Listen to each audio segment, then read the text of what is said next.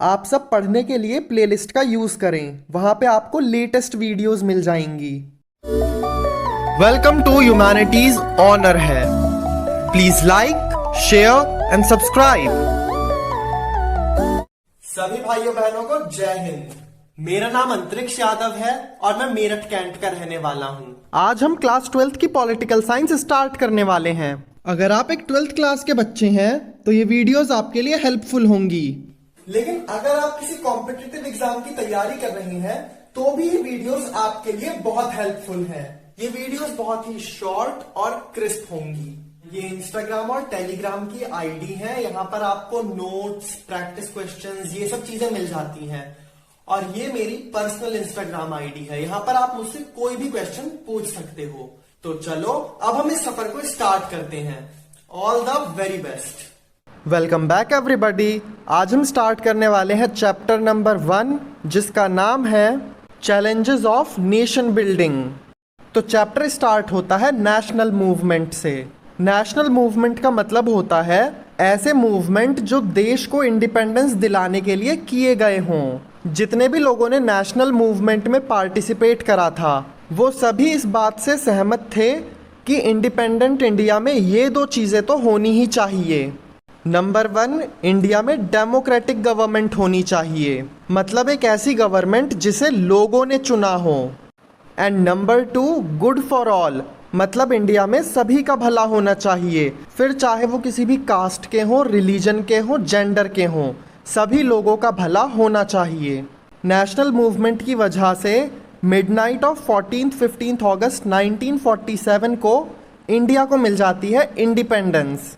British India अंग्रेजों का गुलाम था। ब्रिटिश इंडिया का मतलब है when Pakistan and India were undivided. लेकिन नेशनल मूवमेंट की वजह से मिडनाइट ऑफ 14th-15th अगस्त 1947 को ब्रिटिश इंडिया आजाद हो जाता है। जब अंग्रेजों ने ब्रिटिश इंडिया को आजादी दी उस समय इंडिया में टाइम था रात के 12 बजे और डे था 15th अगस्त 1947। लेकिन ज्योग्राफिकल टाइम डिफरेंस की वजह से उस समय पाकिस्तान में बज रहे थे रात के 11:30 और दिन था 14th अगस्त 1947। तो इसीलिए इंडिया का इंडिपेंडेंस डे मनाया जाता है 15th अगस्त को और पाकिस्तान का इंडिपेंडेंस डे मनाया जाता है 14th अगस्त को। इंडिपेंडेंट इंडिया के फर्स्ट प्राइम मिनिस्टर बनते हैं जवाहरलाल नेहरू। इंडिया को फ्रीडम मिलने के बाद नेहरू ने अपनी सबसे फेमस स्पीच सुनाई थी जिसका नाम है tryst with destiny. British India को फ्रीडम के साथ साथ पार्टीशन भी मिला, जिसकी वजह से इंडिया और पाकिस्तान की फॉर्मेशन हुई। पार्टीशन की वजह से हिंदू और मुस्लिम के बीच में काफ़ी ज़्यादा वायलेंस हुई और इन्हें डिस्प्लेसमेंट का भी सामना करना पड़ा। इंडिपेंडेंट इंडिया के सामने मेनली 3 चैलेंजेस थे। First challenge, unity in diversity. हम सब जानते हैं इंडिया के अंदर बहुत ज़्यादा डाइवर्सिटी है। इंडिया में डिफरेंट लैंग्वेजेस बोलने वाले, डिफरेंट कल्चर और रिलीजन को फॉलो करने वाले लोग रहते हैं। सो इन डाइवर्स ग्रुप के बीच में unity banana was a very big challenge. Second challenge था इंडिया में डेमोक्रेसी को इस्टेब्लिश करना। इसके लिए हमें कॉन्स्टिट्यूशन बनाना था, लोगों को फंडामेंटल राइट्स देने थे, इंडिया को रिप्रेजेंटेटिव डेमोक्रेसी अडॉप्ट करनी थी और पार्लियामेंट्री फॉर्म ऑफ गवर्नमेंट बनानी थी। रिप्रेजेंटेटिव डेमोक्रेसी का मतलब होता है कि वोट डालकर इंडिया के सभी सिटीजन अपने रिप्रेजेंटेटिव मतलब अपने लीडर को चूज करेंगे। और पार्लियामेंट्री फॉर्म ऑफ गवर्नमेंट का मतलब होता है कि कंट्री में एक पार्लियामेंट होगी जहां पर हमारे रिप्रेजेंटेटिव्स बैठकर लॉज बनाएंगे और डिबेट करेंगे। और इंडिया का थर्ड चैलेंज था डेवलपमेंट करना। और डेवलपमेंट करने के लिए पॉवर्टी हटानी थी, directive principle of state policy बनाने थे और इंडिया में रहने वाली माइनॉरिटीज़ को स्पेशल प्रोटेक्शन प्रोवाइड करनी थी। आई होप आपको ये तीनों चैलेंजेस क्लियर हो गए होंगे। आपकी बुक में एक बॉक्स दिया गया है महात्मा गांधी सेक्रीफाइस, तो हम उसे डिस्कस कर लेते हैं। महात्मा गांधी के 2 प्रिंसिपल्स थे। नंबर 1, अहिंसा, मतलब नॉन वायलेंस, कोई लड़ाई झगड़ा नहीं करना है। एंड नंबर 2, सत्याग्रह है, जिसका मतलब होता है active but non violent resistance.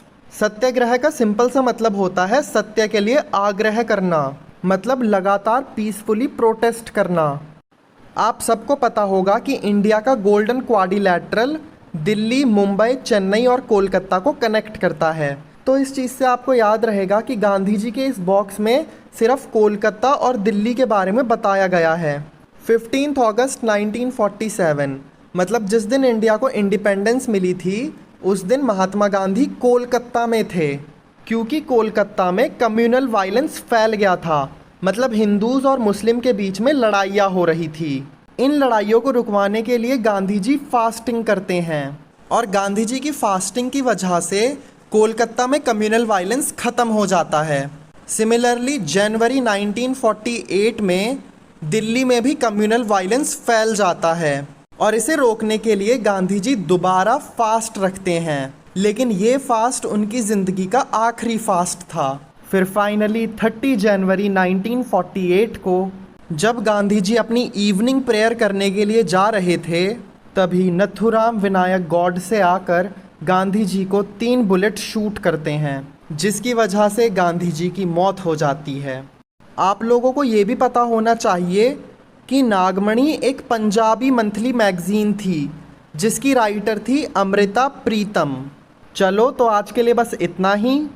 अब हम मिलेंगे नेक्स्ट एपिसोड में, तब तक के लिए keep studying, keep working hard. Tata, bye bye.